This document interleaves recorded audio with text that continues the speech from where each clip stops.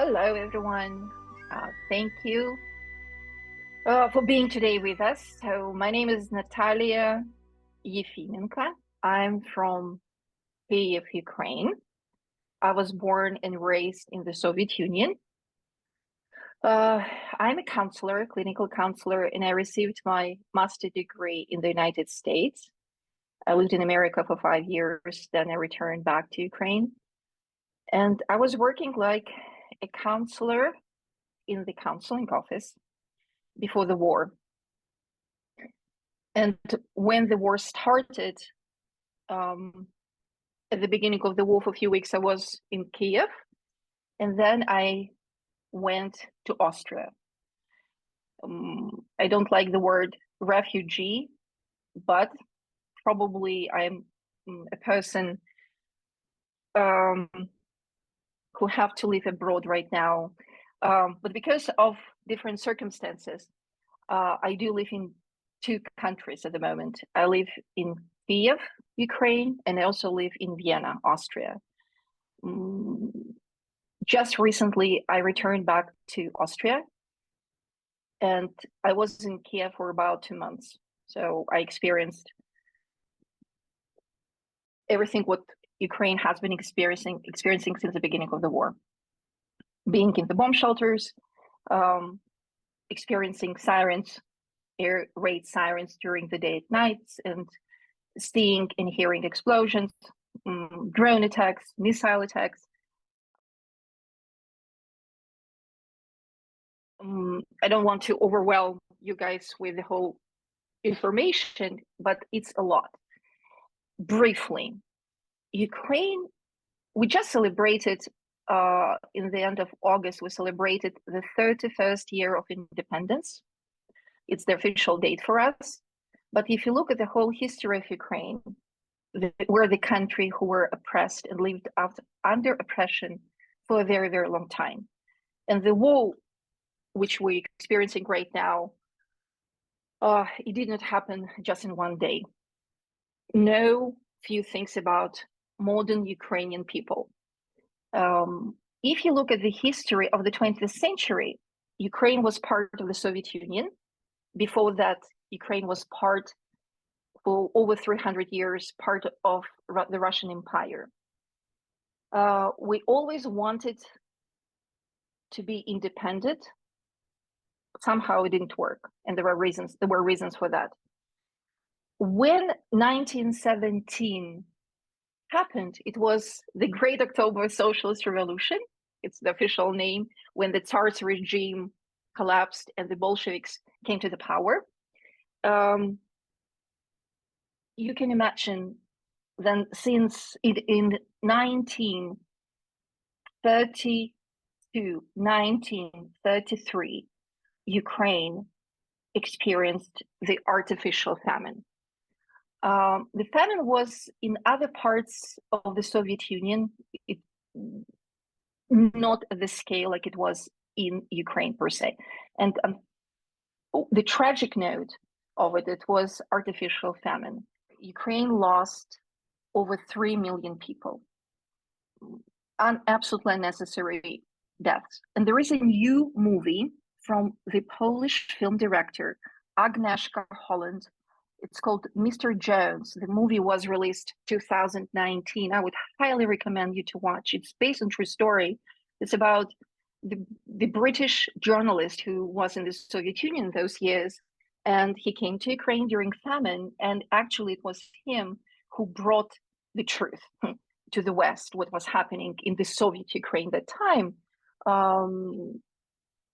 It's a great movie. Please watch it.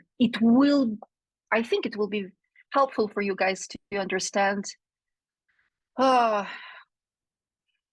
little bit more about famine.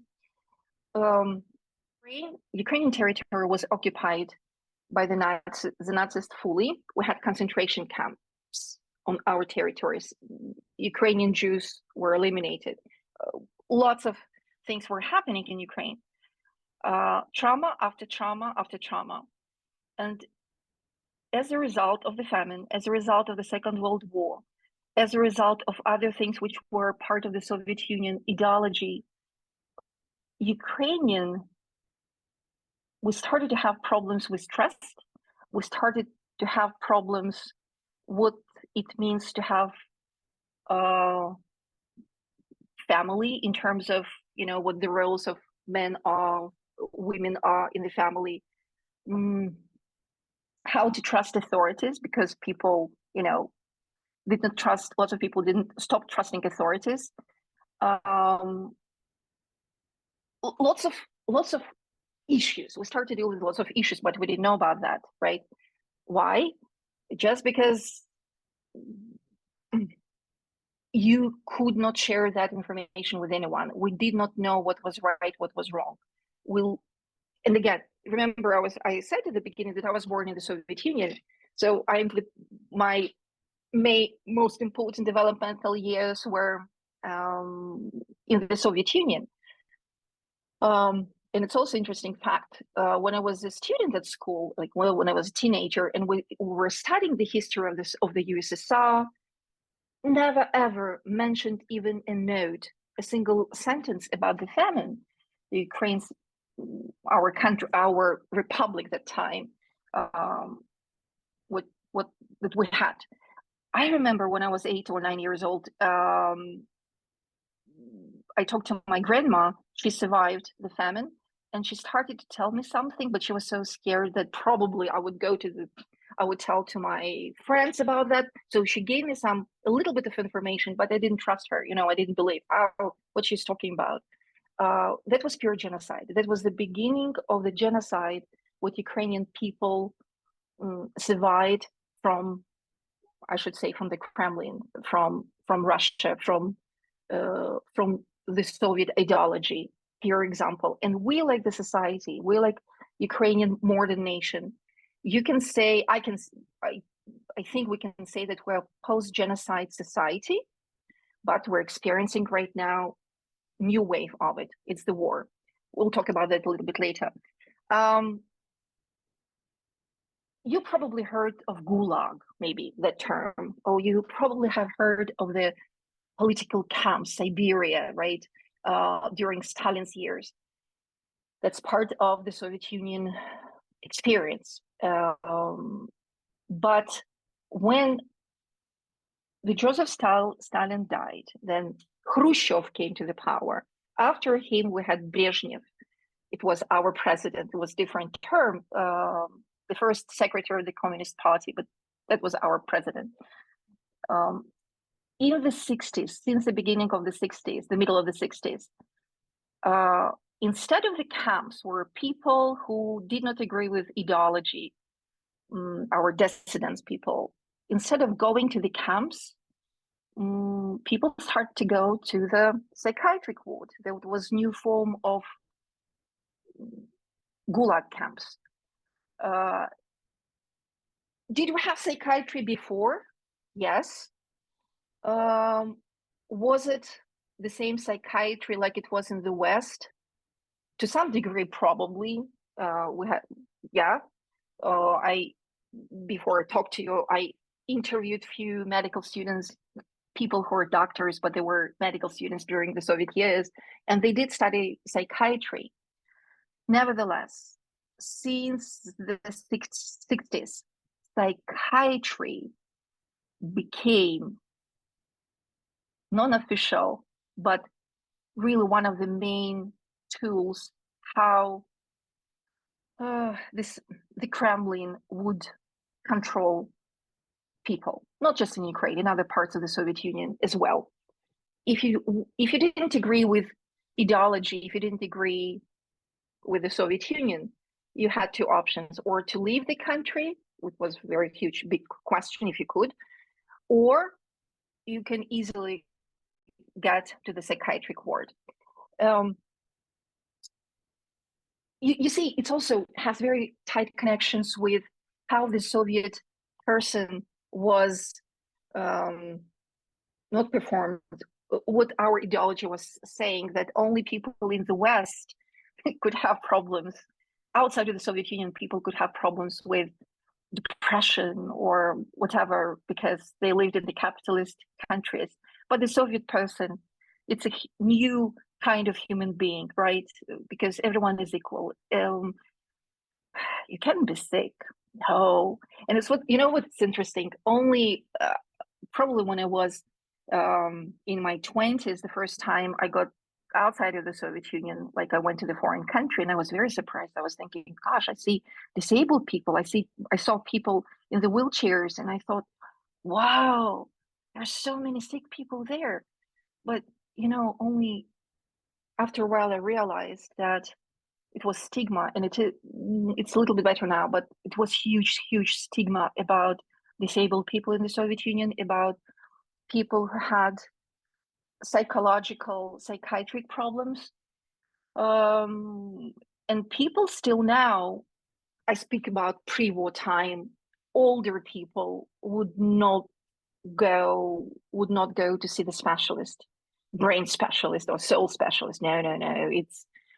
We're so strong. We survived so much in this life that no one needs to see the doctor. Is it changing, or it will be changing? I'm sure it will be, and it's already has been changing. What is interesting already is that people who are 35 plus, it's based on the research my friends did, and I also saw those numbers. They would not like to see specialists, but they would be much more willing to work with groups. If we speak about young people nowadays, oh my goodness, it's kind of a fashion to have his or her own psychologist.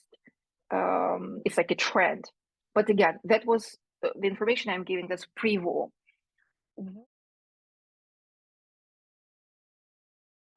In our phones, we have the apps about air raid sirens, what to do, where to go, what's happening in the front line. So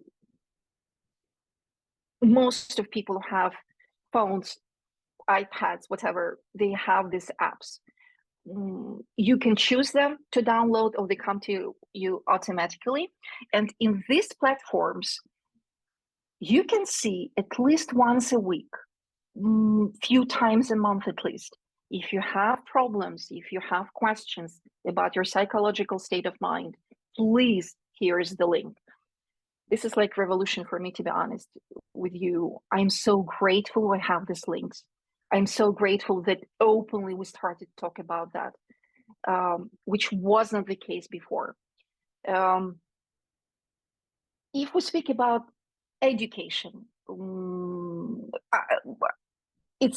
I was so happy to receive my education in the West. And when I returned back, I started to see how my colleagues or people whom I know had in counseling field, how they were working. What is interesting? So far, we do not have enough specialists who have training as good as people in the West. Nevertheless, do we have specialists? Yes. Do we have enough specialists? No. There are people who go to the West, to Europe, or to the States, Canada. They receive their degrees and they return back to Ukraine. There are many of them. But again, not enough for the country, especially when the war is over, it will be not enough at all. What is interesting about Ukraine, we do not have legislation system yet. You do not have to have license in order to counsel people, to be psychotherapist. There are psychotherapists who have psychiatry degree. You can study psychiatry only in the medical institute, and in Ukraine, the same like in the West, only psychiatrists are allowed to subscribe medical medicine. But there are psychiatrists who work like psychotherapists. It's also like a new trend. I saw people in Ukraine who had maybe higher education or any kind of education, not dealing with mental health, but then they took courses, and now they have their own practice, like psychologists, psychotherapists. Interesting enough, but it will be changing after the war.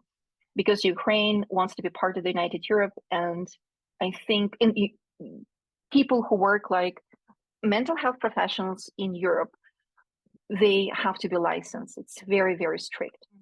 Every time I go back to Kiev, I watch how I react to sirens. I watch myself, how I react, how my body reacts to shelling or, the explosions. And I realize that we, Ukrainian people who are in Ukraine, we have to deal with reality. We also have to deal at the same time with our own reaction of our nervous system to this reality. And I was, when there were drone attacks in Kiev on the 17th of October, I couldn't do anything. I felt like I was paralyzed. I really felt like my whole endocrine system was alert. It really took me a long time to come back to my norm. And what is norm? Our new norm is hanging on there, because if you ask Ukrainian person, how are you? And when I return back to Vienna, people asking, oh, how are you? I'm telling how I am, but I'm okay. That would be my response, right? But in reality, we're not okay. One of the most important thing is that you will see people who will be very eager to speak, and you will see people who will be probably not eager to speak at all. If we talk about older generation, we're coming, including myself, like my generation as well, in the Soviet Union, we're coming from shame-based culture. And we have very collective mind. Yeah. I'm coming from the generation where people were not used to take initiative, because and I don't want to exaggerate, but seriously, it's how it was. If you took initiative, you want to be creative, whatever, you could be punished, because everyone had to be kind of even. Only brave people could take initiative, whatever. You will see people when you will counsel. You will see the whole range of human beings, obviously. But we are very different. What I want to say, after I lived in the United States, Ukrainian people, older generation, especially middle generation, we're not optimists. We're not as optimistic society as the American society, because if you look at American movies, most of movies have a happy end. That was very annoying for me when I had to watch movies in the States and write papers on it. I was like, God, it's kind of cheesy. No, it's not my experience of life. But again, it's because Ukraine, it's Eastern Europe, Central Eastern Europe. We're from part of the world where we had very hard history. From generation to generation, we hardly had any time when people had to be at rest, resting. Maybe no one can rest in this world, but still, even Chernobyl, I didn't mention Chernobyl, right? 1986. And Chernobyl nuclear power plant is situated just around the corner from Kiev. It's about, I think, if I'm not mistaken, it's 120 kilometers from Kiev. And it was one of the biggest in Europe. And the disaster happened there. And what happened? The officials, the authorities, Michael Gorbachev was in the Kremlin at the time. For 2 weeks, people did not know what happened in Kiev, right? And we had no clue. So we would go for a walk. And then I returned back from walking with my mom in the park, and I had spots on my face. A few days or few weeks later, I talked to I don't have the allergy, so I talked to the doctor, and she said, "Oh, no, don't worry, that was skin reaction to radiation. It's like already when we had to know, we already knew what was going on." So historically, we did not trust the authorities. Historically, we had lots of people had questions about that. The Soviet Union collapsed in 1991. We got the freedom. That freedom we didn't know what to do with it. We were excited about that, but we were thought, oh, it's given to us. We didn't have to fight for it. That was the decision. What Russia, Ukraine, Belarus, and other republics, they made this. 2004. Again, you can read anything in internet, but that's important year for us. It's when the first time openly over a million people came in Kiev to Maidan. Maidan, it's the square in Ukrainian language. So they came, it's our independence square. It's where people come and talk. About a million people came out in 2004. Why? Because they did not agree with the results of the election. To make the story short, we won, okay? People who were voting for freedom, for continuing building relationship with Western Europe, won. Again, it wasn't easy. People were standing in cold weather for a few months. During that time was a huge threat that that time President Mr. Kuchma, under Putin pressure, would bring tanks, it would be a massacre, but it didn't happen. And 2004, then 2013, we had the president, Mr. Yanukovych, who was pro-Russian, and because he said he would sign with the West the agreement with Western Europe, but in reality, then he came to, I don't remember, one of the Baltic republics, and he did not sign the agreement to be a candidate, or I don't remember exactly how it sounds in English, but to be to cooperate with Europe, with the United Europe. He didn't sign that. Why? Because Mr. Putin offered $15 billion to give Ukraine. That was huge. We always needed money. Ukraine always needed money for this, for that.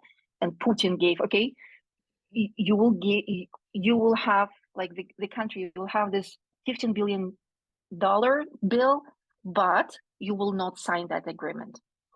And Yanukovych didn't sign that agreement. After that, the students from one of the oldest universities in Kiev came to Maidan, came to the square, and they were beaten up. The first bloodshed. The whole Ukraine, not just people from Kiev, but from other parts of Ukraine came to Maidan, to that square. The snipers came, and snipers started to kill people. Over 100 people were killed, if I'm not mistaken, but not just one or two. One life is worth of everything, but there were like big number of people. We fought for our freedom in the end of 2013, 2014. And again, in that sense, we won again. But what happened? 2014, not long time ago, Mr. Putin, that was annexation of the Crimea on the 1st of March. It's part of Ukrainian territory. He just sent the troops, the unknown green human beings. The eastern part of Ukraine, it has a border with Russia, Donetsk and Lugansk, two big cities. And that area is very rich with natural resources, coal particularly. People were sent by Russia to attack other regions. And our soldiers, Ukrainian army, came there. The beginning of the war started 2014. For the rest of Ukraine, we still did not understand. Lots of other parts of Ukraine didn't understand that it would be open the door to what we have now. Mr. Putin did not take into consideration that after the Soviet Union collapsed, few generations already in Ukraine were born, and they grew up. And for them, Russia is, its neighbor. Yeah.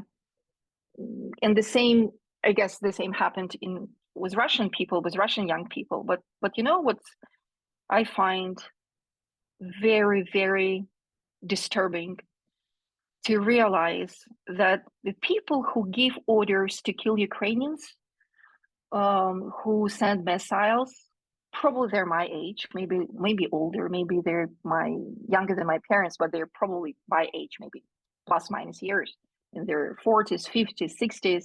You know, we ate the same salads during New Year or Christmas events, right? We were watching the same programs. We grew up in the same nest to some degree. And to see the brutality right now, for me, I have to deal with it. That's my personal tragedy. Um, so when you will work, hopefully when you start working with people from Ukraine, you definitely will see people who are from the Soviet Union, those who will have to will have to deal with that betrayal. Of course, I felt betrayed. Everything what was before the war, yeah, family marriage problems, the kids who were in autistic spectrum, ADHD, people who were depressed, everything is acute. Everything is even more right now, much more colorful colors. It's heavier. It's 24/7. Does it depend on the region, on the area? Probably, because if you look at the map of the Ukraine, the western part of Ukraine, excuse me, they did not experience that horror of being in bomb shelters like people experienced in central part and in eastern part. And my hope is that they will not experience that. We haven't started grieving process yet because the war is not over. And the uncertainty, we cannot plan. We cannot even plan to go to bed because maybe I need to go to bed and have my bag with my documents with me next to me, because who knows if it will be missile attacks or drone attacks. We don't know. People who live in Europe right now, they're from Ukraine. We cannot come to the classical category refugee. No, it's not our choice to be outside of Ukraine. Most of them want to return back to Ukraine, and they cannot wait to rebuild the country, to be with our people. And you see, those people who are in the West, lots of them can have few higher education. They can be doctors, they can be teachers, IT managers, just name it, right? If they are lucky, because there are so many people from Ukraine, and it's not easy for Europe. No, typical family. It's mom with grandma and few kids. They might share one room or hopefully one apartment with 3 or 4 other families. There are still sport halls, sport auditoriums with Ukrainian people. There are still, when endless beds and people go to the bathroom, but they don't have privacy, nothing like that. It's definitely for some time. Hopefully, they will be able to go further to other countries if this particular country can't find them the apartment. We feel very lonely. And we have a tendency to stick to each other. It's also because of the culture, because of the language, and not just because of that. Because in Europe, particularly, you start hearing, you see demonstrations. I saw them myself in Vienna. Not many, but still, that our country first, Austria is first. That it's not like we don't care about Ukraine, but we need to have better prices for gas and oil. Don't argue with Russia. Russia are people as well. Lots of people, even in Europe, ordinary people, they simply don't understand what Ukraine has been dealing with, what Ukrainian ordinary people, what they have been dealing with. Talking about this war, it's not simple war about territories. Yes, probably Putin wants to reconstruct the Soviet Union. It's more than that. I would say it's genocide, and look, I'm saying that I'm the person who absolutely loved Russian culture and, have had good experience with Russia, with Russian friends. Hope maybe one day I will be able to see them and we'll be able to hug each other. I don't know. I simply don't know. But what's going on? It's pure genocide. Russia, the Kremlin is killing the Ukrainian spirit, the Ukrainian nationality. Yeah, Putin is also punishing us for whatever reason. But it's also very interesting that this war, in his mind, didn't start in the February. Oh, no. That was many years of preparation. And remember, I said 2014, when, as a result of Maidan, mass media in Russia started this battle. They started to twist the truth, what was going on in Kiev, in Maidan in 2013, 2014. If they said, and I witnessed that because I was in Maidan myself so many times, and then we were watching the Russian news on our TV. We had access to that, and I was like, what they were talking about? If they were saying that the crocodiles were flying over our main street in Kiev, the people in Russia wouldn't believe that. But step by step, they started to add a little bit of this liar, then more and more and more. And what's happened? Nothing new under the sky. Putin demonized us. It's exactly what Hitler did with the Jews, And for lots of people, especially older people in Russia, for them, and I'm not surprised based on their mass media, the information they're hearing, it's the holy war. Their narrative in their mind that they are saving Ukraine from the fascists, from the Ukrainian Nazis. They're saving Ukraine from being slaves for the West and for America in the future. Probably millions of people who think like that. This is reality we have to deal with right now. When you will work with Ukrainian people from Ukraine, you probably will hear some information that they were people who were waiting for the Russian world. Yeah, for the Russians, they were waiting, especially in Eastern Ukraine, where lots of people were speaking Russian and they were watching Russian news. But I talked to people from Mariupol. They survived, actually. They were waiting for the Russian world, but what they experienced during March, April, how they survived, it's still a miracle. Shelling. They didn't want to have anything in common. Their whole world was shaking. The Russians would simply eliminate buildings street after street after street, using the latest equipment, using, I don't know how to say it in English, but the latest equipment, killing like thousands, if not million people. It's brutality. It's history of the Russian Empire, then the history of the Soviet Union. It's very different from American mentality. The price of the human life was nothing. It's one of the reasons why during the Second World War, there were so many civilians, there were so many soldiers who were killed in the Soviet army. It's just because our military guys didn't care. Plus a few millions here, a few millions people over there.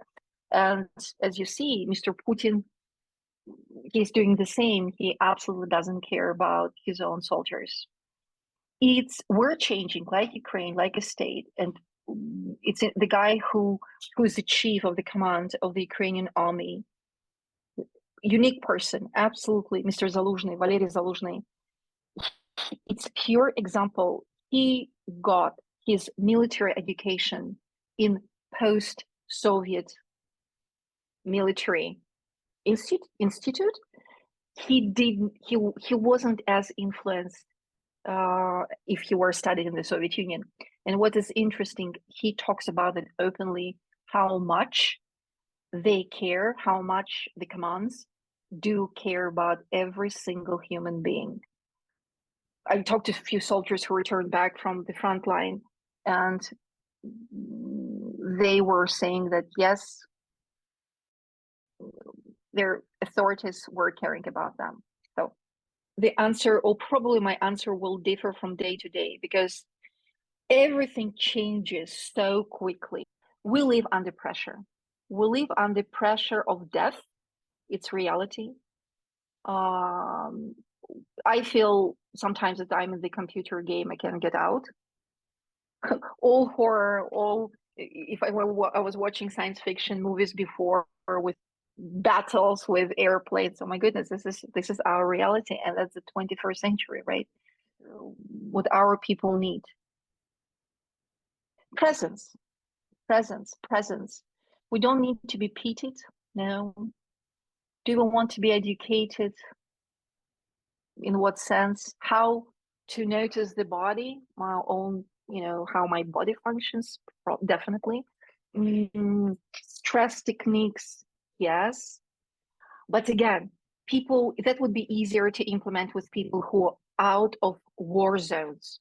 Those people who do not hear this horrible, I hate that sound, air missile, air raid sirens.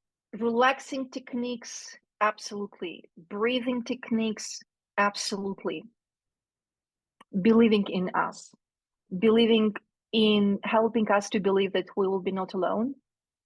My fear is, yes, we're freeing more and more our own territory, right, with our blood, with our people, but then how to maintain that, because Russia, they, after a few months or after a year, they can repeat what they're doing, right? That's another issue. one step a day, we need to take that, probably. But what's interesting with us, what I'm also noticing, like the nation, we were witnessing formation of Ukrainian society. Every single person who remained in Ukraine, old, young, middle-aged, doesn't matter, even dogs and cats, they're heroes for me, because they have to deal with the pressure of being dead any minute, or the sirens and the reality. For me, they're heroes. My generation, the Soviet Union, was born and raised in the Soviet Union, we used to have this inferiority complex in front of the West. It's melting away. I am amazed how creative young people are, how brave they are, how they take initiative, not just young people, middle-aged and old people. We're very, very united.